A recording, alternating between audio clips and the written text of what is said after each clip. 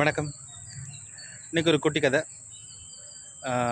நம்ம எப்போவுமே சொல்லுவோம்ல, ஏதாவது பேடாக இல்லை குட்டாக நடந்ததுன்னா எல்லாம் விதிப்படி தாங்க நடக்கும், என்ன பண்ணுறது அப்படின்னு சொல்லுவோம். அது பேஸ்டான ஒரு கதை தான்.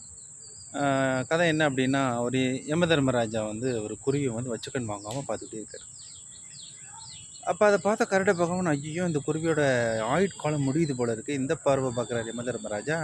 நம்ம இந்த குருவி எப்படியாவது காப்பாற்றிடலாம் அவர்கிட்டன்னு சொல்லிட்டு அந்த குருவியை லபக்குன்னு தூக்கிட்டு போய் ஒரு பல மைல் தூரம் கொண்டு போய் ஒரு மரப்பந்துக்குள்ளே வந்து காப்பாற்றிடலாம் அப்படின்னு சொல்லி உள்ளே வைக்கிறாரு. ஆனால் அந்த மரப்பந்துக்குள்ளே ஒரு பெரிய பாம்பு இருந்திருக்கு. அந்த பாம்பு டக்குன்னு அந்த குருவியை லபக்குன்னு முழுங்கிடுச்சு. அடுத்த செகண்ட் வந்து கருட பகவான் வந்து யமதர்மராஜாவை பார்க்குறாரு. யமதர்மராஜா சொல்கிறாரு, நான் எதுக்காக வச்சக்கன்னு வாங்காமல் பார்த்தேன்னா, இந்த குருவியோட ஆயுட்காலம் எப்படி முடியுது அப்படின்னா, ஒரு பாம்பு முழுங்கி தான் சாகணும்னு இருக்குது. ஆனால் அது எப்படி சாகும், தனியாக இருக்குது, பக்கத்தில் பாம்பே இல்லையேன்னு யோசிச்சுட்டே இருந்தேன். நீ என்ன செஞ்சிட்ட, கரெக்டாக தூக்கி கொண்டு போய் பாம்புக்கிட்டே கொடுத்த. இப்படி தான் அவருடைய ஆயுட்காலம் முடியுது போல இருக்குது அப்படின்னு சொல்லி சொல்கிறார். இதுதான் ஸ்டோரி. பட் இதோட மாரல் என்ன அப்படின்னு பார்த்தோம்னா, எது நடந்ததோ அது நன்றாகவே நடந்தது, அப்படி தானே. எது நடக்கிறதோ நடந்துக்கிட்டே இருக்கும், நல்லபடியாக நடக்கும். பட் அதுக்காக நம்ம எஃபோர்ட்டு போடாமல் இருக்க முடியாது. நடக்கும் அப்படின்னு சொல்லிட்டு சும்மா உட்காந்துட்டு இருக்க முடியாது இல்லையா.